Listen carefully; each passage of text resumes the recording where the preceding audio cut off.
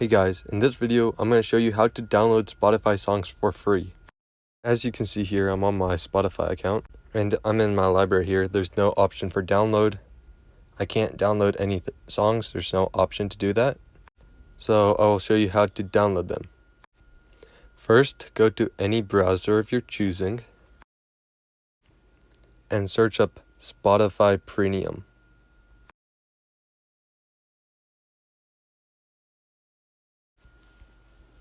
Now, once you do that, scroll until you find Spotify and click on that. After you get there, click Get Started. And I'll do this and be right back. As you can see, I got Premium for free.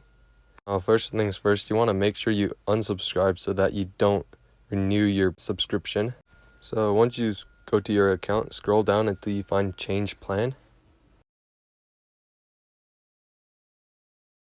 And then scroll down until you find Spotify Free.